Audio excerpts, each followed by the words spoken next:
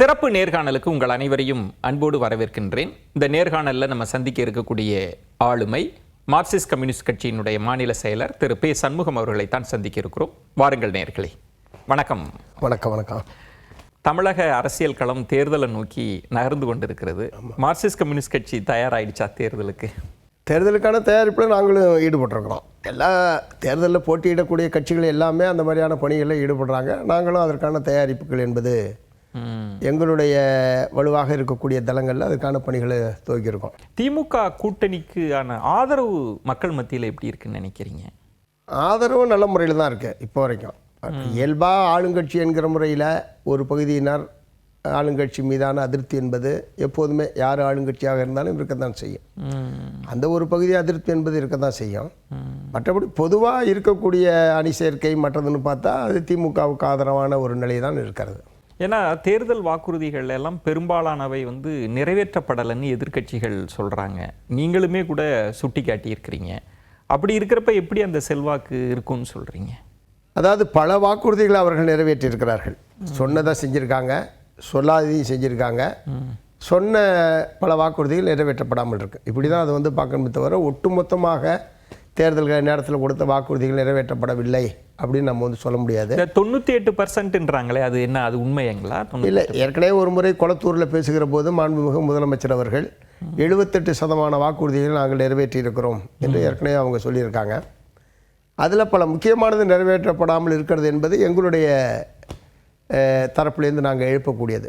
குறிப்பாக காலி பணியிடங்களை நிரப்புவது என்பது தமிழ்நாட்டு இளைஞர்களுடைய வேலை வாய்ப்போடு சம்பந்தப்பட்ட ஒரு பிரச்சனை, இடஒதுக்கீடோடு சம்மந்தப்பட்ட ஒரு பிரச்சனை. ரெண்டாவது, ஏற்கனவே பணியில் உள்ள ஊழியர்கள் மிகப்பெரிய அழுத்தத்தில் இருக்காங்க. ஆசிரியர்களாக இருந்தாலும் அரசு ஊழியர்களாக இருந்தாலும் கிட்டத்தட்ட ஆரம்ப பள்ளியில் மட்டும் 20,000 ஆசிரியர் பணியிடங்கள் காலி பணியிடங்கள் இருப்பதாக அவங்க தரப்புலேருந்து தெரிவிக்கிறாங்க. அப்படின்னா அந்த மாணவர்களுக்கு பூரா யார் பாடு சொல்லித்தர்றா? ஏற்கனவே இருக்கிற ஆசிரியர்கள் தான் ஓராசிரியர் பள்ளி, ஈராசிரியர் பள்ளி என்கிற முறையில் 5ஆம் வகுப்பு வரைக்கும் மொத்தத்தையும் உட்கார வச்சு சொல்லித்தர வேண்டிய நிலைமையில் என்பதற்கு. ஆகவே இந்த காலி பணியிடங்களை நிரப்புவது என்பது மிக முக்கியமான ஒரு விஷயமாக நாங்கள் பார்க்குறோம். அது வேலை வாய்ப்போடு இணைஞ்ச ஒரு விஷயம். நிர்வாகத்திலையும் சரி, ஏற்கனவே இருக்கிறவர்களுடைய மன அழுத்தத்தை, வேலை பணி நிமித்தமாக ஏற்படக்கூடிய அழுத்தத்தை குறைப்பதற்கு கூட அதை செய்ய வேண்டும். ரெண்டாவது முக்கியமானது, விவசாயிகள் கொடுத்த வாக்குறுதிகளில் கரும்புக்கு டன்னுக்கு 4,000 வழங்குவோம் என்பது 2021ஆம் ஆண்டு கொடுத்த வாக்குறுதி. அதுமாதிரி நெல்லுக்கு குவிண்டால் ஒன்றுக்கு 2,500 தருவோம் என்பதெல்லாம் 2021. இப்போ தான் மேட்டூர் அணை ஜூன் மாதம் 12ஆம் தேதி திறந்து வைத்துவிட்டு முதலமைச்சர் அவர்கள் சொல்லுகிற போது இந்த ஆண்டு நெல்லுக்கு குவிண்டாலுக்கு 2,500 வழங்குவோம் என்கிற உறுதியை அவர் சொல்லி அறிவிப்பை வெளியிட்டிருக்கார். உறுதியில் அறிவிப்பை வெளியிட்டிருக்காங்க. ஆனால் கரும்பு சம்பந்தமாக அவங்க எதுவும் சொல்லலை. அதே மாதிரி பழைய ஓய்வூதிய திட்டம், ஆசிரியர் அரசு ஊழியர்கள் பொறுத்த வரைக்கும் பழைய ஓய்வூதிய திட்டத்தை நிறைவேற்ற வேண்டும் என்பது அவங்க தரப்பில் இருக்கிற மிக முக்கியமான கோரிக்கை. அது குடும்ப ஏதோ சில ஆசிரியர்கள் அரசு ஊழியர்கள் பிரச்சனை இல்லை, பல லட்சக்கணக்கான குடும்பங்களோடு இணைந்த ஒரு. இப்போ நீங்கள் சொன்னதெல்லாம் ரொம்ப முக்கியமான பிரச்சனை, முக்கியமான கோரிக்கை. அதை பேசுறதுக்கு முன்பு உங்கள் மதிப்பீட்டில் எவ்வளவு சதவீதம் நிறைவேற்றியிருக்காங்க? தேர்தல் வாக்குறுதின்னு ஒரு 520 கொடுத்துருக்குறாங்கன்னா அது ஒரு பெரிய சிக்கலாகவே இருக்குது. நீங்கள் கூட திமுகவினர் ஆளாளுக்கு ஒன்று சொல்கிறாங்க, கணக்கு தெரியாமல் சொல்கிறாங்களான்ற அளவில் சொன்னீங்க. உங்கள் மதிப்பீட்டில் எவ்வளோ பர்சன்டேஜுங்கய்யா? இல்லை, நான் பர்சன்டேஜ் நான் போக விரும்பலை. முதலமைச்சர் சொன்னதே நான் எடுத்துக்கிறேன். 78% நிறைவேற்றி இருக்கிறோம் என்று முதலமைச்சர் சொன்னதை நான் ஏற்றுக்கிறேன். அது இருக்கட்டும். திடீர்னு இப்போ ஏற்றுக்கிறீங்க? இல்லை, முதலமைச்சர் சொன்னதை அப்பயும் நான் மறுக்கல. ஓகே, முதலமைச்சர் அப்போ குளத்தூரில் பேட்டியில் சொன்ன போது நான் அதை மறுக்கல. 78% உங்களுக்கும் நம்பிக்கை இருக்கு? அவ்வளோ இருக்கலாம், முன்ன பின்ன இருக்கிறது ஒரு பிரச்சனை இல்லை. பாயிண்ட் கொடுத்த 505 வாக்குறுதிகளில் இது போன்ற முக்கியமான பல வாக்குறுதிகள் நிறைவேற்றப்படாமல் இருக்கிறது. அந்த பகுதியினர் அதிருப்தியில் இருக்கிறார்கள் என்பதுதான் என்னுடைய கருத்து. நீங்க சொல்றது பர்சன்டேஜ் என்பதுக்குள்ள போய் சிக்கிட்டு நம்ம விவாதிக்க வேண்டிய அவசியம். நீங்க சொல்றது நீங்க களத்திலே இருக்கிறதுனால மக்கள் மனங்களை அறிஞ்சு சொல்றீங்க. அதுல இப்போ அரசு ஊழியர்கள் அது ரொம்ப முக்கியமான பிரச்சனை. பழைய ஓய்வூதிய திட்டம்னு அப்போ ஜெயலலிதா அவர்கள் குழு போடுறோம் அப்படின்னு தாமதப்படுத்தி இவர்கள் வாக்குறுதி கொடுத்து தான் வந்தது. இப்போ அரசு ஊழியர்கள் அவங்க குடும்பம்ன்ற அந்த செக்டரை எடுத்துப்போம். ஏன்னா இடதுசாரிகள் அவங்களோட நெருக்கமாக இருக்கிறவங்க. அந்த அதிருப்தியே போதுமே திமுக அணியை வீழ்த்த. இல்லை, இப்போ அதன் மீது ஒரு சின்ன மாறுதல் செய்து செப்டம்பர் ஒரு குழு ஒன்று போடப்பட்டிருக்கிறது. இந்த ஓய்வூதியம் சம்பந்தமாக ஆய்வு செய்வதற்கென்று அரசு தரப்பில் ஒரு குழு என்பது போடப்பட்டு ஜெயலலிதா காலத்துல போட்டாங்க. இல்ல இல்ல இப்ப இவங்க திரும்ப வந்த பிறகு இன்னும் ஜெயலலிதா அப்போ ஒரு குழு சொன்னாங்களே அப்போ. இப்போ வந்து இவங்க மாண்புமிகு ஸ்டாலின் அவர்கள் வந்ததுக்கு பிறகு ஒரு குழு ஒன்று போடப்பட்டிருக்கு. பட்ஜெட் கூட்டத்தொடரில் அடுத்த ஆண்டு அந்த குழு அறிக்கையை தரும் என்கிற முறையில் அவங்க சொன்னாங்க. அடுத்த ஆண்டு அறிக்கை கொடுத்தா எப்போ அதை அமுல்படுத்துறது, அதனால எங்களை போன்றவர்கள் அதுக்கு எதிர்ப்பு தெரிவித்தோம், அது பொருத்தமில்லைன்னு சொல்லி இப்போ திரும்ப அதை வந்து மாற்றி இந்த கடந்து முடிந்த சட்டமன்ற கூட்டத்தொடரில் செப்டம்பர் மாதம் 30ஆம் தேதிக்குள் அந்த குழு அறிக்கையை தரும் என்கிற முறையில் முதலமைச்சர் அவர்கள் சொல்லியிருக்கிறாங்க. அதனால் செப்டம்பர் 30 என்ன வருகிறது என்று பார்ப்போம். அந்த பரிந்துரைகள் முதல்ல ஏற்புடையதா இல்லையா என்பது ஒரு விஷயம். ஏற்புடைய பரிந்துரையாக இருந்தால் அதை நடைமுறைப்படுத்துவதற்கான முறையில் எங்களுடைய வற்புறுத்தல் என்பது இருக்கும். முதல்ல செப்டம்பர் 30 வரைக்கும் அந்த பிரச்சனையை பொறுத்திருப்போம் அப்படின்னு சொல்றீங்க. இப்போ நீங்கள் ஏற்கனவே களத்தில் நிறைய உரிமை போராட்டங்கள், அதற்கு குழு அமைப்பது, பரிந்துரைகள்லாம் பார்த்தது தான். இப்போ செப்டம்பரில் ஒரு குழு நாங்கள் நிதி நெருக்கடி எல்லாம் பார்த்துட்டு நாங்கள் அதை பற்றி பரிசீலிப்போம், யோசிப்போம்னு சொல்கிறாங்கன்னா அது இன்னும் அரசு ஊழியர்களை கோபப்படத்தானே வைக்கும். கிட்டத்தட்ட 21 சொன்னது, அதற்கு முன்பு ஜெயலலிதா அவர்கள் சொன்னது, இன்னமும் குழு அமைக்க போகிறோம் அப்படின்றது சரியா இருக்குமான்னு கேட்பாங்க. குழு அமைச்சாச்சு சார். குழு அமைச்சு செப்டம்பர் 30ஆம் தேதிக்குள் அந்த குழு தன்னுடைய அறிக்கையை அரசிடம் சமர்ப்பிக்கும் என்பதுதான் இப்போது இருக்கிற லேட்டஸ்ட் ஸ்டேட்டஸ். இல்லை, செப்டம்பர் 30ஆம் தேதி என்ன வருதுன்னு பார்ப்போம். இப்போ எதிர்க்கட்சி தலைவர் என்ன சொல்றாருன்னா, இந்த அரசுக்கு ஒரு விருது கொடுக்கணும்னா நிறைய குழு போட்டிருக்கிறாங்க, அதுக்கு தான் நம்ம விருது கொடுக்கணும் அப்படின்னு. ஏராளமான குழு அறிக்கையை கொடுத்துருக்கு. இப்போ ஜெயலலிதா அவர்கள் மரணம் தொடர்பாக ரைட் ஒரு குழு ஒரு அறிக்கை, ஸ்டெர்லைட் துப்பாக்கி சுடுதலா ஒரு குழு ஒரு அறிக்கை, அரசு ஊழியர்கள் பிரச்சனையா ஒரு குழு அறிக்கைன்னு என்ன நடவடிக்கை எடுத்தாங்கன்னு கேட்குறாங்களே. இல்லை எப்படினாலும் ஒரு அரசுன்ற போது எடுத்தேன் கவிழ்த்தேன் என்கிற முறையில் ஒரு பிரச்சனையில் முடிவெடுக்க முடியாது. உதாரணத்துக்கு நீங்கள் ஸ்டெர்லைட்டை சொன்னீங்க, நீதிபதி அருணா ஜெகதீசன் அவர்களுடைய குழு என்பது போடப்பட்டு அவங்க அறிக்கையை கொடுத்துருக்காங்க. இது மாதிரி அதிமுக ஆட்சி காலத்தில் நிறையா குழுக்கள் போடப்பட்டிருக்கு. ஏதோ குழுக்கள் போடுறதை திமுக ஆட்சியில் மட்டும்தான் போடுற மாதிரி திரு எடப்பாடி அவர்கள் சொல்கிறது ஏற்புடையதில்லை. அவங்க ஆட்சியிலேயே நிறையா குழுக்கள் போடப்பட்டிருக்கு, நிறைய அறிக்கைகள் வாங்கியிருக்காங்க, கொடுத்த பரிந்துரைகளை நிறைவேற்றாமல் அவங்களே இருந்திருக்காங்க. இப்போ அருணா ஜெகதீசன் அறிக்கையை நீங்கள் எடுத்துங்க. பொதுவாக இந்த மாதிரி குழுக்களை பற்றி அதிகாரிகள் என்ன சொல்கிறாங்கன்னா, அது எல்லாமே இப்போ உதாரணத்துக்கு கல்வி நிலையங்களில் மாணவர்கள் மத்தியில் இருக்கக்கூடிய சாதிய பாகுபாடு, சாதிய மோதல் சம்பந்தமாக ஆய்வு செய்வதற்கு ஜஸ்டிஸ் சந்துரு அவர்கள் தலைமையில் ஒரு குழு போட்டாங்க. இது எல்லாமே பரிந்துரை தான். அந்த பரிந்துரையை ஏற்றுக்கொள்வதா நடைமுறைப்படுத்துவதா இல்லையா என்பது அரசின் முடிவுக்கு உட்பட்டது. அதனால இந்த பரிந்துரைகள் அனைத்துமே அப்படியே அமல்படுத்தணும்னு அது வந்து கட்டாயம் கிடையாது என்கிற முறையில் அதிகாரிகள் தரப்பில் தெரிவிக்கிறாங்க. இது கடந்த ஆட்சி காலத்தில் இருந்திருக்கு, இந்த ஆட்சி காலத்திலையும் இருக்கு. பட் என்னுடைய இது என்னன்னா, அப்புறம் எதற்காக இந்த குழு போடுவது? அதுதான் நானும் உங்கள்கிட்ட. அதில் வந்து சிலது ஏற்புடையது இருக்கலாம், நிராகரிக்கத்தக்க வேண்டியது இருக்கலாம். ஒரு 10 பரிந்துரை கொடுக்குறாங்கன்னா 10மே நிராகரிக்கத்தக்கதாக நிச்சயமாக இருக்க முடியாது. அப்போ எது ஏற்புடையதை உடனடியாக நடைமுறைக்கு கொண்டு வாங்க. ஏற்புடையது இல்லை என்று சொல்லி அரசாங்கம் முடிவு எடுக்குதுன்னா ஏன் இதுக்கு ஏற்புடையது இல்லைன்ற விளக்கத்தை மக்களுக்கு தெரிவிக்க வேண்டியது அரசாங்கத்தினுடைய பொறுப்பு.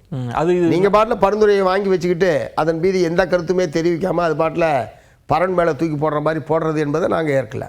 அந்த இடம் தான் இப்போ ஸ்டெர்லைட்டுன்றது, நம்ம அரசு ஊழியர்கள் பிரச்சனை பேசுகிறதுக்கு முன்பு ஸ்டெர்லைட் பிரச்சனை அப்படின்றது ரொம்ப உங்கள் கட்சியோடலாம் ரொம்ப நெருக்கமான, தமிழகத்தின் மிக முக்கியமான பிரச்சனை. பல உயிர்கள் வந்து ஸ்டெர்லைட்டில் சிபிஐ விசாரணை கேட்டு சுப்ரீம் கோர்ட் வரைக்கும் போன ஒரே கட்சி சிபிஎம் தான். ஆமாம், நான் மறுக்கல. அப்படி அந்த அறிக்கை வந்த பிறகு சம்பந்தப்பட்ட அதிகாரிகள் இருக்காங்கல்ல, அவங்க மீது கூட நடவடிக்கை எடுக்கப்பட்டதான். அதெல்லாம் தவறானது. அதாவது அது ஏன் நீங்க வலியுறுத்தல? நாங்கள் தொடர்ந்து வற்புறுத்திட்டு இருக்கிறோம். இன்னமும் வழக்கு வந்து நீதிமன்றத்தில் நிலுவையில் இருக்கு. சிபிஐ சார்பாக கொடுத்த அறிக்கை என்பது இன்னமும் நீதிமன்றத்தில் நிலுவையில் இருக்கு. ஒருவேளை நீதிமன்றத்தில் நிலுவையில் இருக்கிறது என்பதற்காக அரசாங்கம் இந்த நீதிபதி அருணா ஜெகதீசன் அறிக்கையின் மீது நடவடிக்கை எடுக்காமல் இருக்காங்களா இல்லைன்றது அவங்க தான் விளக்கணும். ஆனால் ஒரு அரசால் நியமிக்கப்பட்ட ஒரு உயர் நீதிமன்ற நீதிபதி தலைமையிலான குழு இன்னன்னார் குற்றவாளி இன்னென்ன குற்றத்தை செய்திருக்கிறார்கள் என்று ஒரு வரையறுப்புக்கு வந்ததற்கு பிறகு அதன் மீது உடனடியாக ஒழுங்கு நடவடிக்கை எடுத்திருக்க வேண்டும். தமிழ்நாடு அரசாங்கம் எடுத்திருக்க வேண்டும். அதை எடுக்காமல் இப்படி காலம் கடத்துவது என்பது சரியல்ல. நீங்கள் சொல்கிறீங்க சரியல்லன்னு. சில விமர்சனம் என்ன சொல்கிறாங்கன்னா, ஒழுங்கு நடவடிக்கை வேண்டாங்க, சிலருக்கெல்லாம் பதவி உயர்வே கொடுக்கப்பட்டிருக்கிறது. அது கிரிமினல் நடவடிக்கை, ஒழுங்கு நடவடிக்கை நான் சொல்ல. கிரிமினல் நடவடிக்கை இல்லை, நான் அந்த இடம் தான். மக்களை 15 பேரை சுட்டு கொன்றது என்பது அது கிரிமினல் குற்றம். ஆமா, சில அது பதவி கொடுத்துருக்காங்கல்ல, அதான் அது கிரிமினல் குற்றம். அதுக்கு கிரிமினல் சட்டப்படி நீங்க ஒருத்தரை கொன்னாலும் அதிகாரி ஒருத்தரை கொன்னாலும் கொலை தான். அவர் கொலை பண்ணுறதுக்கு அதிகாரிகளுக்கு ஏதாவது உரிமை கொடுத்துருக்கா சட்டத்தில் அப்படி ஏதாவது உரிமை இருக்கா? அப்படிலாம் கிடையாது. அதனால் அது கொலை குற்றம் தான். அதனால் அது கிரிமினல் குற்றம். அந்த கிரிமினல் குற்றத்தில் சம்பந்தப்பட்ட அதிகாரிகள் யாராக இருந்தாலும் அவர்கள் மீது சட்டப்படியான நடவடிக்கை தமிழ்நாடு அரசாங்கம் எடுக்க வேண்டும். இதை எடுக்காமல் இப்படி கிடப்பில் போட்டிருப்பதை மார்க்சிஸ்ட் கம்யூனிஸ்ட் கட்சி ஏற்கவில்லை. நாங்கள் அதை தொடர்ந்து வற்புறுத்திட்டு இருக்கோம். ஏன் இந்த அரசு இதெல்லாம் அந்த அரசுக்கு நெருக்கடியாக வராதா? நாளை மக்கள் மன்றத்தில் இதெல்லாம் கேள்விக்குள்ளாக்கப்படாதா? நீங்கள் எல்லா அறிக்கையும் அமைதியாக வச்சிட்டு இருக்கிறீங்க, தோழமை கட்சிகள் உங்களுக்கு வற்புறுத்துறாங்க, காவல்துறை செயல்பாடுகளை கண்டிக்கிறாங்க, வாக்குறுதிகள் நிறைவேற்றப்படலை அப்படின்னா இதெல்லாம் இருக்கிற போது நீங்க எப்படி வெற்றி வாய்ப்பு எங்களுக்கு இருக்கு மக்கள்கிட்ட? நான் தான் சொன்னேன், அதாவது ஆளுங்கட்சி என்கிற முறையில் அந்த ஆளுங்கட்சிக்கு எதிரான ஒரு எதிர்ப்பு என்பது ஒரு பகுதி இருக்க தான் செய்யும். அது ஒரு ஆரம்பத்திலே அட்மிட் பண்ணிட்டேனே இருக்கு, ஆரம்பத்திலே அட்மிட் பண்ணிட்டேனே. ஓகே, எப்போதுமே யாரு ஆளுங்கட்சியா இருந்தாலும் ஒரு தரப்பு மக்கள், இப்போ உதாரணத்துக்கு இந்த மகளிர் உரிமை தொகையை எடுத்துக்கிட்டீங்களா, அதுல ஒரு பகுதி மக்கள் கிடைக்காதவங்க இருக்காங்க, அதிருப்தி. இப்போ முதியோர் உதவித்தொகை கிடைக்காதவங்க இருக்காங்க, அதிருப்தி. அரசு ஊழியர் அதிருப்தி, அது மாதிரி இருக்கதான் செய்யும். கரும்பு விவசாயிகள் அதிருப்தி. அதாவது கிடைத்தவர்கள் அரசுக்கு ஆதரவா இருப்பாங்க, கிடைக்காமல் போனவர்கள் அரசுக்கு எதிரான தங்களுடைய அதிருப்தியை தெரிவித்துக் கொண்டு தான் இருப்பார்கள். அது எப்போதுமே இருக்கும். நீங்க சொல்றது எப்போதுமே எனக்கு பிரச்சனையே இல்லை.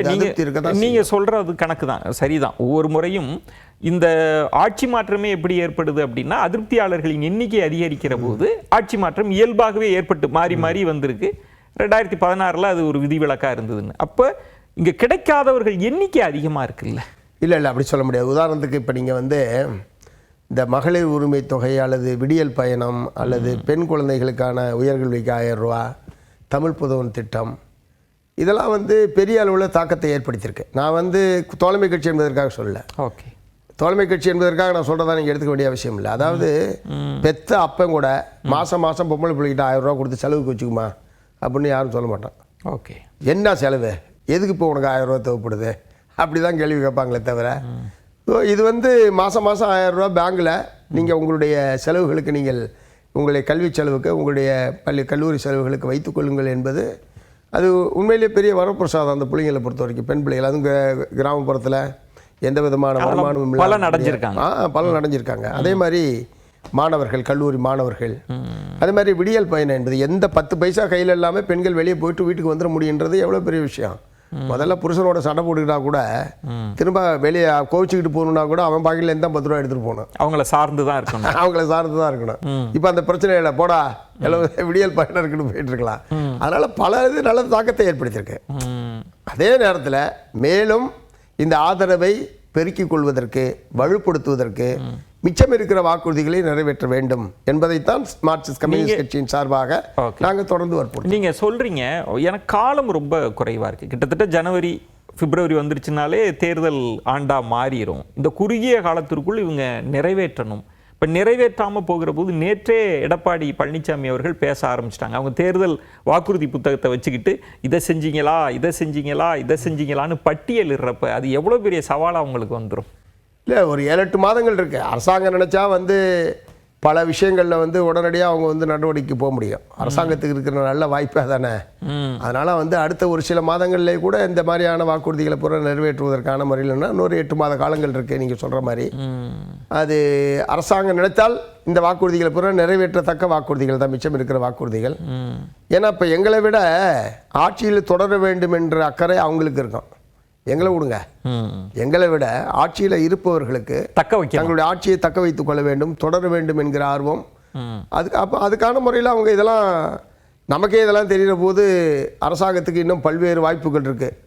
கள நிலைமை என்ன என்பதை அறிந்து கொள்வதற்கான வாய்ப்பு நம்மளை விட இன்னும் கூடுதலாகவே இருக்கு. அவங்க நிறைய சர்வே எல்லாம், அதனால அதை அவங்க ஆட்சியை தக்க வைத்துக் கொள்வதற்கான முறையில் அவங்களுடைய பணிகள் இருக்கும் என்று தான் நான் நம்புறேன். இப்போ மக்களை எதிர்கொள்ளணும் ஒன்று, இன்னொன்று கூட்டணி கட்சிகளை எதிர்கொள்வதில் சவால் இருக்குமா? ஏன்னா நீங்கள்லாம் உங்கள் பேட்டியெல்லாம் பார்க்குறப்ப ரொம்ப கராராக சொல்கிறீங்க, கடந்த முறை வாங்கின மாதிரி நாங்கள் இந்த முறை வாங்க மாட்டோம், கடந்த முறை பாஜக எதிர்ப்புக்காக நாங்கள் சமரசம் செஞ்சிட்டோம், இந்த முறை பாஜக எதிர்ப்பதில் நாங்கள் உறுதியாக இருக்கிறோம், அது ஒரு தீர்மானம் மாதிரி, அதிக இடங்களை பெறுவதும் நாங்கள் ஒரு தீர்மானமாகவே வச்சுருக்கோன்றீங்களே. அது எல்லா கட்சிகளுமே ஒவ்வொரு தேர்தல் வருகிற போதும் கூடுதலான இடங்களில் போட்டியிட வேண்டும், கூடுதலான இடங்களில் வெற்றி பெற்று அதிக எண்ணிக்கையில் நம்முடைய கட்சியின் சார்பில் சட்டமன்றத்துக்கு உறுப்பினர்கள் செல்ல வேண்டும் என்பது எல்லா கட்சியினுடைய எதிர்பார்ப்பு. ஆமாம், அது சிபிஎம் காணது மட்டுமல்ல.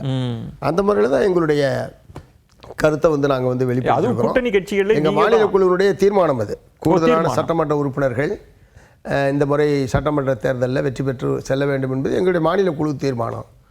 அதே நேரத்தில் பிஜேபி அதிமுக சந்தர்ப்பவாத கூட்டணியை முறியடிப்பதில் முன்னணியில் சிபிஎம் நிற்கும். அதில் வந்து எந்த விதமான சந்தேகமும் கிடையாது. ஏனென்றால் பிஜேபி வந்து தமிழ்நாட்டில் கால் ஊன்றுவது அல்லது ஏதாவது ஒரு வகையில் பலமடைவது என்பது ஒட்டுமொத்த தமிழ்நாட்டினுடைய நலனுக்கு எதிரானது என்று உறுதியாக சிபிஎம் நம்புகிறது. அந்த முறையில் அதற்கு எதிரான போராட்டத்தில் நாங்கள் உறுதியாக இருப்போம். அதே நேரத்தில் ஒரு கூடுதலான இடங்களில் போட்டியிட்டு கூடுதலான உறுப்பினர்கள் சட்டமன்றத்துக்கு செல்ல வேண்டும் என்பதும் எங்களுடைய கட்சியினுடைய முடிவு. அதை தான் நான் வந்து வெளிப்படுத்தியிருக்கேன். இப்போ 21ல் ஒரு பாஜக எதிர்ப்பிற்காக சமரசம் செஞ்சிட்டோம் 6 இடங்கள் அப்படின்னு ஒரு எண்ணம் இருக்கா, ஒரு ஆதங்கம் இருக்கா உங்களுக்கெல்லாம்? அது இருக்கு. அதாவது மார்க்சிஸ்ட் கம்யூனிஸ்ட் கட்சியினுடைய வரலாற்றிலேயே 6 இடங்கள் மிக குறைவாக போட்டியிட்டது 2021 தேர்தலில் தான். அது எங்கள் கட்சி தோழர்கள் மத்தியில் கடுமையான அதிருப்தி இருக்க தான் செஞ்சது. இருந்தாலும் கூட்டணியுடைய ஒற்றுமை, நம்ம எங்களுடைய அரசியல் தீர்மானம், அதன் அடிப்படையில் நாங்கள் வந்து அதை ஏற்றுக்கொண்டு அந்த தேர்தலில் போட்டிட்டோம். பாஜக அதிமுக எதிர்ப்புன்றதில் போட்டிட்டோம். அது எப்படி இல்லாமல் போயிடும்? கட்சி வரலாற்றிலேயே மிக குறைவான இடத்துல போட்டது அந்த இடத்துல தான். அது எப்படி அதிருப்தி இல்லாமல் இருக்கும்? இப்போ நீங்கள் சொல்கிறது சரிதான். ஆனால் பாஜக எதிர்ப்பிற்காக ஒரு சமரசம் அப்படின்றப்ப பலருமே என்ன சொன்னாங்கன்னா, 21 விடுங்க, 26 தான் இன்னும் பாஜகவை எதிர்க்க வேண்டியதற்கான காரணங்கள் இன்னும் நிறைய இருக்கு. இப்போதான் இவங்க இன்னும் உறுதியாக இருக்கணும். இதில் எதுக்காக அதிக இடங்கள்? இந்த முறை நாங்கள் காம்ப்ரமைஸ் பண்ண மாட்டோம்னு ஏன் திரு சண்முகம் அவர்கள் பேசுகிறாங்கன்னு கேட்டாங்க. இல்லை, பிஜேபி அதிமுக எதிர்ப்பதில் எந்த விதமான சிறு பிசுறு கூட இருக்காது. நான் தெளிவாக சொல்கிறேன். அதில் எங்கள் கட்சி உறுதியாக இருக்கும். அதே நேரத்தில் நாங்கள் கூடுதல் இடங்களில் போட்டியிட வேண்டும் என்பது எப்படி ஒரு தவறான கோரிக்கையாக இருக்க முடியும்? அது ஒரு டிமாண்டாக வைக்கிறீங்களா? கூடுதல் இடங்கள் போட்டியிட வேண்டும் என்பது எங்கள் கட்சியினுடைய விருப்பம். அது எப்படி தவறான ஒரு கோரிக்கையாக நீங்கள் சொல்லுங்கள்? அது உங்கள் உரிமை, அதை மறுக்கவே இல்லை. 6ன்றது இருக்க முடியாது. இரட்டை இலக்கம் தானே? இல்லை, இரட்டை இலக்கமாக ஒற்றை இல்லை, கூடுதல் இடங்களில் போட்டியிட வேண்டும் என்பது தானே தவிர எத்தனை இடங்கள் என்பது அது பேச்சுவார்த்தை குழுவோடு உட்காரும்போது தான். இப்போ கூடுதல் இடம் 6ன்றது 7ன்றது கூட கூடுதல் இடம் தான். இல்லை, அதான் அந்த எண்ணிக்கைக்குள்ளே நாங்கள் இப்போ என்ன அந்த இதுக்கு போகல. அதான் அவங்க தரப்பில் என்ன 6 முடியாது. அவங்க என்ன நினைக்கிறாங்க, எங்கள் தரப்பில் எங்களுடைய எதிர்பார்ப்புன்னு ஒன்று இருக்கு. அவங்க தரப்புல என்ன சொல்றாங்கன்னு பார்க்கணும். அது டேபிள்ல உட்காந்து முடிவு பண்ண வேண்டிய விஷயம். ஆனால் 6ன்றது வந்து மிக மிக குறைவானது மார்க்சிஸ்ட் கம்யூனிஸ்ட் கட்சி. அதில் ஒன்றும் சந்தேகமே கிடையாது. ஆனால் 6ன்ற ஒரு எண்ணிக்கை எல்லாருக்கும் கொடுக்குறப்போ ஒரு ஈஸி ஃபார்முலா 21ல் இருந்தது. எந்த அதிருப்தியும் வெளிப்படாமையே இருந்தது. ஆனால் 26ன்றது ஒரு பார்க்கவே புதுசாக இருக்குது. திமுக கூட்டணிக்குள்ளும் இடங்களுக்கான பேச்சுக்கள், நீங்கள் பண்ணு மாதிரிலாம் ஒரு டீ பண்ணு மாதிரிலாம் எங்கள்கிட்ட கொடுத்துட முடியாதுன்னு விசிக தலைவர் பேசுகிறார். நீங்கள் பேசுகிறீங்க இது தீர்மானம், கூட்டணி இல்லாமல் திமுக ஜெயிச்சதே கிடையாதுன்றதெல்லாம் 26 கொஞ்சம் புதுசாக இருக்குது உங்கள் கூட்டணியில். புதுசெல்லாம் இல்லை. அதாவது சார், தமிழ்நாட்டில் வந்து எல்லா கட்சியும் தனித்தனியாக நின்னா அது வேற. விகிதாச்சார பிரதிநிதித்துவம்னு ஒன்று இருந்து சிபிஎம் எல்லாரும் இருந்தால் அது வேற தன்மை. இங்கே வந்து அதிமுக தலைமையில் ஒரு கூட்டணி, திமுக தலைமையில் ஒரு கூட்டணி அப்படின்னு மற்ற 1-2 தனியாக நிற்கிறாங்க. அப்படிப்பட்ட சூழ்நிலையில் ஒரு எதிர்தரப்பு கூட்டணியாக நிற்கிற போது இந்த தரப்பு வந்து தனியாக நின்னா எப்படி வெற்றி பெற முடியும்? அந்த அர்த்தத்தில் தான் நான் வந்து தனியாக நின்றால் வெற்றி பெற முடியாது என்பது. நமக்கு எதிர்தரப்பு எல்லோருமே சேர்ந்து கூட்டணியாக நிற்கிற போது நாம் தனித்தனியாக நின்றால் வெற்றி பெற முடியாது. நீங்க தனித்தனின்ற இடத்துக்கு நகர்றீங்க. அதிக இடங்கள் இல்லைன்னா நாங்க வெளில போகல. அது கேள்வி அந்த மாதிரி வந்தது. நீங்க நான் அந்த சொன்ன சூழல் என்பது கேள்வி அந்த மாதிரி வந்தது. அதை ஒட்டி சொன்ன பதிலே தவிர தனியா போற பிரச்சனை இல்லை. கூட்டணி பலம் தான் திமுகவுக்கு வெற்றி அப்படின்னு புரிஞ்சுக்கிறார். அதை முதலமைச்சரே சொல்லியிருக்காரு. அவர் காம்ப்ளிமெண்ட் கொடுக்கிறார். உங்களெல்லாம் அரவணைச்சு சொல்வது என்பது வேறு. இல்ல, நீங்க கூட்டணியால தான் ஜெயிக்கிறீங்கன்றதுக்கு ரெண்டுக்கும் வித்தியாசம். இல்ல 21ஆம் ஆண்டு தேர்தல் வெற்றியா இருக்கட்டும், 24ஆம் ஆண்டு நாடாளுமன்ற தேர்தல் வெற்றியா இருக்கட்டும், கூட்டணியுடைய பலம் என்பதை முதலமைச்சர் சொல்லியிருக்கார். ஒவ்வொரு இடத்துல சொல்றார், ஒவ்வொரு மீட்டிங்லயும் சொல்றார். அப்புறம் அவர் என்ன சொல்றாருன்னா, இது கூட்டணி. நீங்க சொல்வது வந்து அதிக இடங்களை சொல்லிட்டு கூட்டணியால தான் திமுக வெற்றி பெற்றது, நீங்க அதை நினைச்சுக்கணும்னு சொல்றதுக்கு ரெண்டுக்கு தொனி மாறி நினைச்சீங்களா? நான் ஒன்றும் சொல்லல. அதுக்கு வந்து ஒரு எனது தெளிவுரை பொழிப்புரை அதில் எழுத வேண்டிய அவசியம் இல்லை. முதலமைச்சரே கூட்டணியின் பலத்தினால் தான் நாம் வெற்றி பெற்றோம் என்று சொன்னதற்கு பிறகு அதில் மற்றவங்க என்ன சொல்றாங்க, நான் என்ன சொல்றாங்கன்றது பிரச்சனையே இல்லை. அதனால இந்த கூட்டணி மிக முக்கியமான ஒரு அடித்தளம். இந்த வெற்றிக்கு. அது ஒன்றும் சந்தேகம் இல்லை, அதை அவர்களும் ஏற்றுக்கொண்டிருக்கிறார்கள். பலருமே சொல்வது வந்து திமுக கூட்டணிகளில் வந்து ஓட்ட விழ ஆரம்பிச்சிருச்சுன்றதும் இந்த 6ன்ற எண்ணிக்கைன்றது அவங்க பலரும் பேசுகிறப்போ இது எண்ணிக்கை அதிகப்படுத்தினா திமுக எண்ணிக்கை குறையும், கிட்டத்தட்ட மெஜாரிட்டி வராத அளவுக்கு போயிடும். எப்படி இப்போ உங்களுக்கு 10ன்னா எல்லாரும் 10, காங்கிரஸ் அப்போ அதுக்கு தகுந்த மாதிரி பர்சன்டேஜில் கேட்டால் கிட்டத்தட்ட திமுக வந்து ஒரு 75 இடத்துல போட்டிடுற மாதிரி இருக்கும். அப்படிதான் ஒரு சூழல் இருக்கு. அப்படிலாம் ஒன்று அவ்வளோ இல்லை. எங்க 234 இடத்துல எவ்வளோ தோழமை இருந்துச்சு, ஏற்கனவே 173 இடங்களில் போன தடவை நாங்கள் நினைக்கிறேன். கரெக்டாக 173 இடங்களில் கிட்டத்தட்ட அவங்க நாங்கள் நினைக்கிறேன். அதனால நீங்கள் சொன்ன மாதிரி இல்லை, அவ்வளவு மோசமாலாம் போக வேண்டிய அவசியம்லாம் இல்லை. இப்போ நீங்கள் கேட்டீங்கன்னா உங்களை விட விசிக்கு அதிகமாக கூட்டணிக்கு பிரதானமான தலைமை தாங்கக்கூடிய கட்சி என்கிற முறையிலும் அதுதான் ஆளுங்கட்சி என்கிற, நாளைக்கு வெற்றி பெற்றால் ஆளுங்கட்சியாக வரப்போகிற கட்சி என்கிற முறை அது இயல்பாக கூடுதலாக நிற்கணுன்றது மினிமம் ஒரு 150 நிற்கணும் இல்லையா, எல்லாத்துக்குமே தெரிஞ்ச விஷயம். அதான் அது ஆன் தி டேபிளில் தான் சார் அது வந்து முடிவு பண்ண முடியும். ஆமாம், பேச்சுவார்த்தை குழுவின் முன்னால் தான் எங்களுடைய டிமாண்ட் என்ன, அவங்க தரப்புலேருந்து என்ன சொல்கிறாங்கன்றது டேபிளில் தான் முடிவு பண்ண முடியுமே தவிர இங்கே உட்காந்துட்டு நம்ம முடிவு பண்ண முடியாது. நிச்சயமா அது உண்மைதான். ஆனால் உங்களை பற்றி ஒரு விமர்சனமாக என்ன சொன்னாங்கன்னா, திரு சண்முகம் அவர்கள் வந்து ஏன் கொஞ்சம் தடிச்சு பேசுறாரு, கூட்டணிக்குள்ள ஒரு விரிசல் அதெல்லாம் வந்து எதிர்க்கட்சிகள் சுட்டிக்காட்டி பேசுறாங்க. நீங்க சொல்ற மாதிரி டேபிள்ல முடிவு பண்ண வேண்டிய விஷயத்தை பொதுவெளியில பகிரங்கமா ஒரு டிமாண்டா வைக்கிறதும், கூட்டணியால தான் 21ல இருந்த மாதிரிலாம் சமரசம் செய்ய மாட்டோம்னு பத்திரிகையாளர்கள் இடத்துல ஏன் பேசுறாங்க அப்படின்னு கேட்குறாங்களே. இல்லை அது வந்து ஒரு நீண்ட உரையாடல், இந்த மாதிரி நீண்ட உரையாடல் அல்லது பத்திரிகையாளருடைய கேள்வி பதிலை போட்டு வர்றது. தடித்த வார்த்தைகள் எப்போதுமே நாங்கள் பயன்படுத்தினே கிடையாது. அதாவது உறுதியாக ஒரு கருத்தை தெரிவிக்கிறதுக்கும் தடித்த வார்த்தைகளும் அதுக்கு அர்த்தம் வேற. உறுதிப்பாடு என்னுடைய கருத்தை நான் உறுதியாக தெரிவிக்கிறதுக்கும் தடித்த வார்த்தைகளுக்கு பெரிய வித்தியாசம் இருக்கு. தடித்த வார்த்தைகளை எப்போதுமே நாங்கள் பயன்படுத்த மாட்டோம், எதிரிகள்கிட்ட கூட.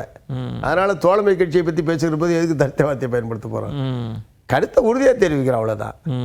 உறுதியாக தெரிவிக்கிறதுன்றது தவறான ஒரு விஷயம் கிடையாது. எங்களுடைய கருத்தை நாங்கள் உறுதியாக தெரிவிக்கிறோம், அது எப்படி தவறாக எடுத்துக்க முடியும்? அதிக எண்ணிக்கை இல்லை, ஒருவேளை அந்த இடத்துக்கு உடன்படாவிட்டால் இந்த கூட்டணியில் நிச்சயம் ஒரு பிளவு வரும். இவங்க எல்லாருக்கும் ஒரு ஆப்ஷனாக விஜயை பார்க்குறாங்கன்னெலாம் பேசுகிறாங்களே, அதை எப்படி புரிஞ்சுக்கிறது? விஜய் ஆப்ஷனை யார் பார்க்குறா?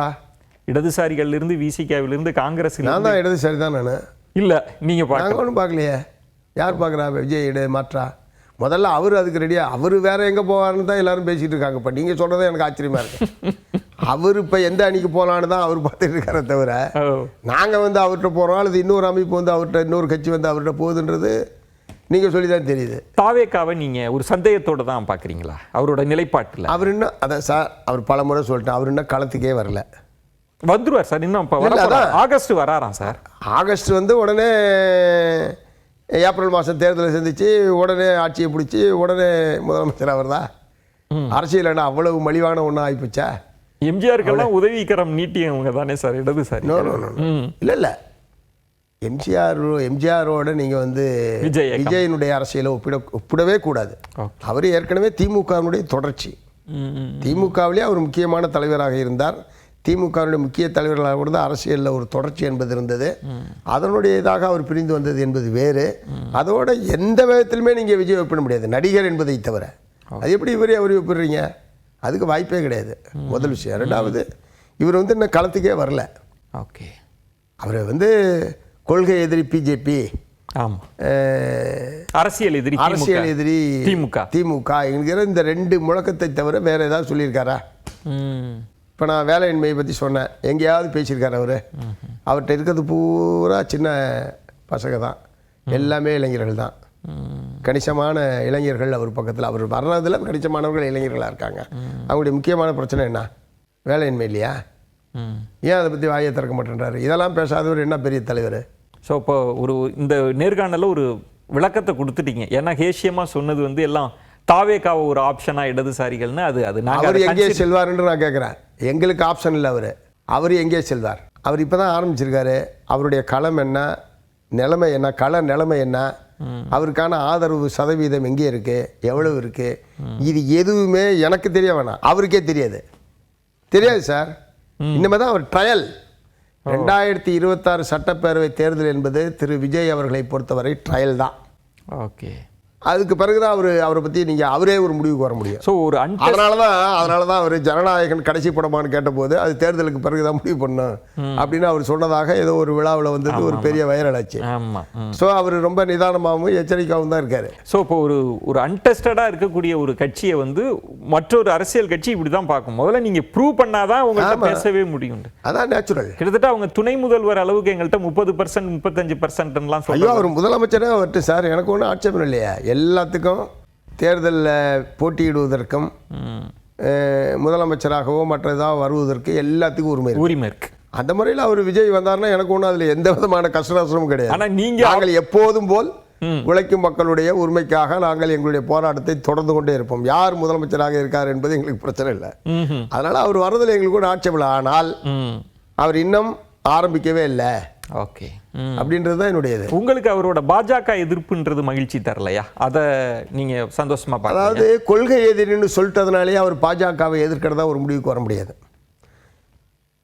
பாஜக இந்திய நாடு முழுவதும் எவ்வளவோ மக்கள் விரோத செயல்களில் ஈடுபட்டு இருக்காங்க.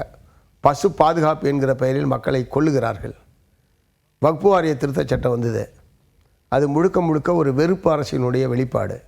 இந்த மாதிரியான பல விஷயங்களை என்னால் சொல்ல முடியும். இதில் எல்லாம் விஜய் என்ன பண்ணார், என்ன கருத்து தெரிவித்தார்?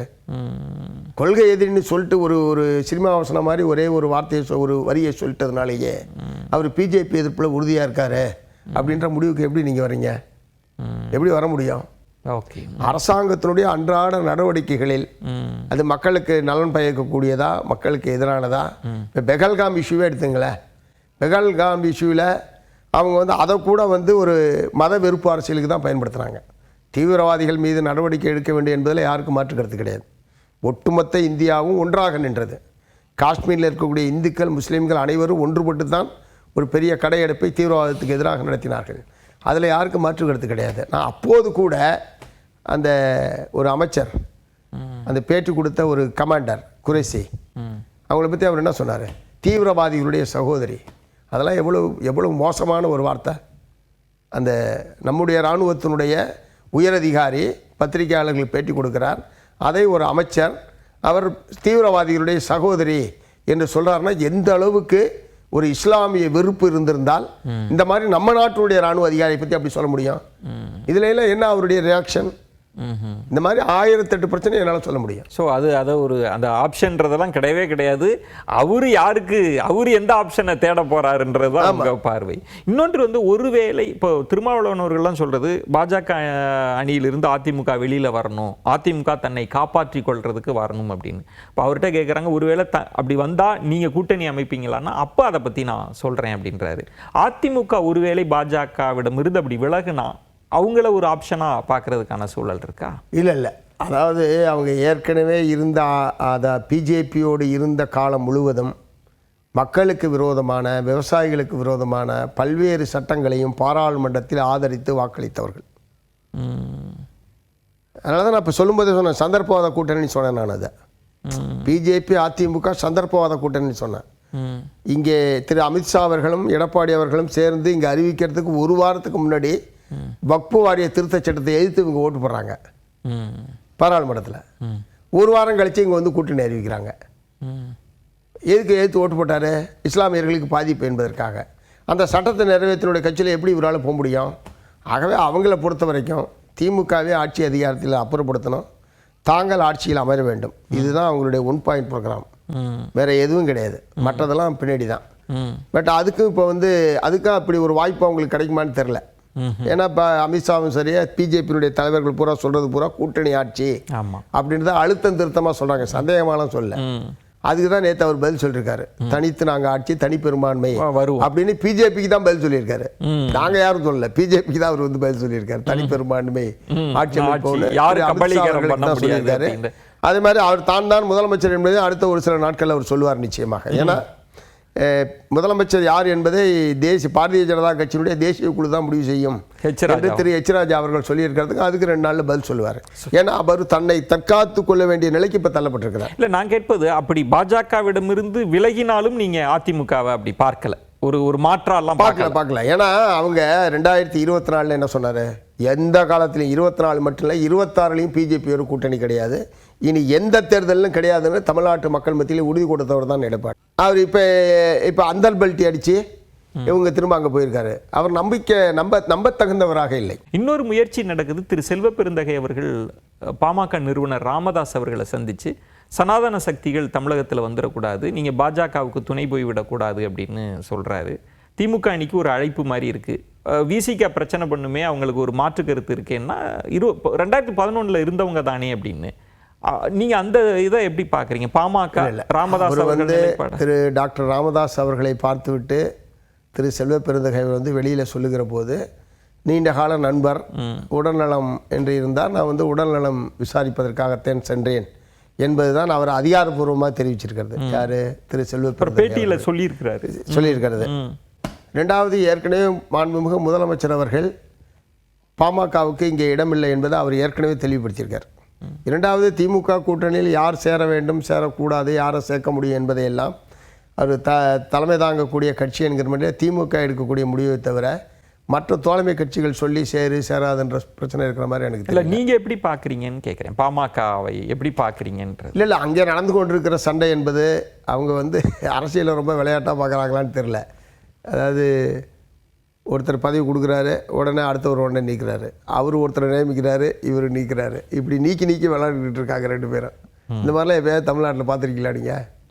அதை பற்றி அந்த கட்சி அதாவது ஒரு காலத்தில் வன்னியர் சமுதாய மக்களுக்கு ஒரு உள் ஒதுக்கீடு வேண்டும் என்பதற்காக ஒரு வலுமிக்க போராட்டத்தை நடத்தி அந்த சமுதாயத்தை தட்டி எழுப்பிய தலைவர் திரு ராமதாஸ் அவர்கள்.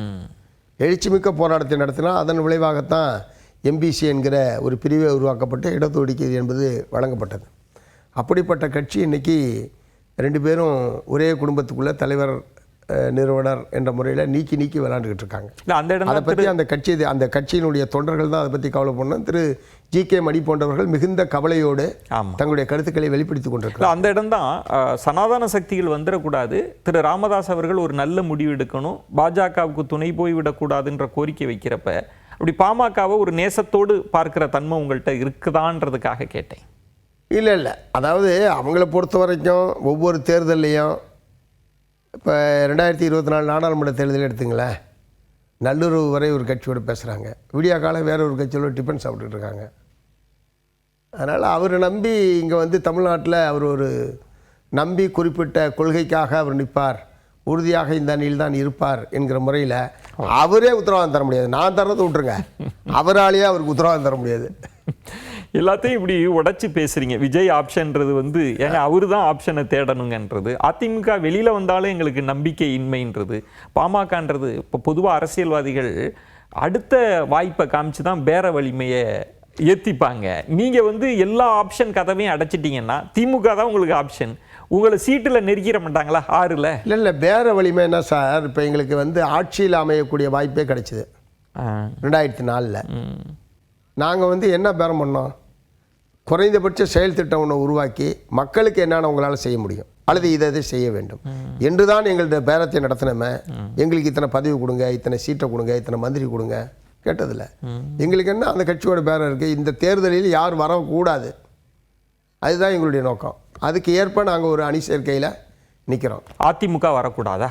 அதான் பிஜேபி அதிமுக. ஏன் அதிமுக தானே தலைமை தாங்கிற கட்சி, இங்கு வந்து திரு ஸ்டாலினா திரு எடப்பாடியா தானே? அதிமுக தலைமனு நீங்க தான் சொல்லிட்டு இருக்கீங்க. அதிமுக தான் தலைமனு, முதல்ல அதிமுகவை சொல்லுங்க. அமித்ஷா சொல்லியிருக்காரு. அமித்ஷா தான். அமித்ஷாவுடைய இந்த 2 நாளைக்கு முன்னாடி தினத்தந்தி தினமலர்ல முழு பக்க பேட்டி ஒரே நாளில் வந்திருக்கு. அதில் எங்கேயாவது அதிமுக தான் இந்த கூட்டணிக்கு தலைமைன்னு தப்பி தவறியாவது எங்கேயாவது சொல்லியிருக்காருன்னு சொல்லுங்க. முழு பக்க பேட்டியில் சார் அந்த கட்சியினுடைய வரலாறு, பிஜேபியினுடைய வரலாறு, எங்கே யாரோடு சேர்ந்தாலும் இன்றைக்கி அவர் சொல்லியிருக்காருல, எங்கள் கட்சியை யாராலும் விழுங்க முடியாதுன்னு சொல்லியிருக்காருல. யாருக்கு சொல்லியிருக்காரு? பதில் பிஜேபிக்கு தான் சொல்லியிருக்காரு. எங்களை போன்றவர்கள், நான் அண்ட் தோழர் திருமாவளவன் போன்றவர்கள் எல்லாம் இந்த அதிமுக என்கிற கட்சியை பிஜேபி விழுங்கிவிடும் என்று நாங்கள் சொன்னதுக்கு அதுதான் அவர் பதில் சொல்லியிருக்காரு. யாராலும் எங்களை விழுங்க முடியாது, நாங்கள் அப்படிப்பட்ட கட்சியாக நீங்கள் சொல்கிறதுனால என்கிற முறையில். ஏன்னா மகாராஷ்டிராவில், பீகாரில், உத்தரப்பிரதேசத்தில் பல மாநிலங்களில் இவர்களோடு கூட்டணி சேர்ந்த கட்சிகளை இல்லாமல் செய்திருக்கிறார்கள். இன்றைக்கு இந்த 26 தேர்தலில் அவங்களுடைய நோக்கமே அதிமுகவை ஒழிப்பது தான், திமுகவை ஒழிப்பதல்ல. பிஜேபியினுடைய நோக்கமே இந்த தேர்தலில் அதிமுகவை ஒழிப்பதன் மூலமாக அல்லது அதை சிதறடிப்பதன் மூலமாக அடுத்து தங்கள்தான் திமுகவுக்கு மாற்று நாங்கள் தான் என்கிற நிலையை உருவாக்குவது என்பது தான் உங்களுடைய நோக்கமே தவிர அதிமுக செய்த 5 சீட்டு 10 சீட்டு ஜெயிக்கிறதல்ல. வேணா எழுதி வச்சுங்க, 26 தேர்தல் முடிஞ்ச பிறகு பார்ப்போம். களத்தை வந்து திமுக அணி வெர்சஸ் பாஜக தேர்தல் அடுத்த தேர்தலுக்கு அதுக்கு தயார்படுத்துவது தான் அவங்களுடைய நோக்கம். அதனால அவங்களோட யார் சேர்ந்தாலும் அவங்களை பலவீனப்படுத்துவது, தங்களை முன்னிலைப்படுத்திக் கொள்வது, அதற்கு வெறிய சாம பேத தான தண்டம் என்று இருக்கக்கூடிய எல்லா வழிமுறைகளையும் பயன்படுத்துவது. இதுதான் இந்திய நாடு முழுவதும் பல மாநிலங்களில் அவங்க செஞ்சிருக்கிறது.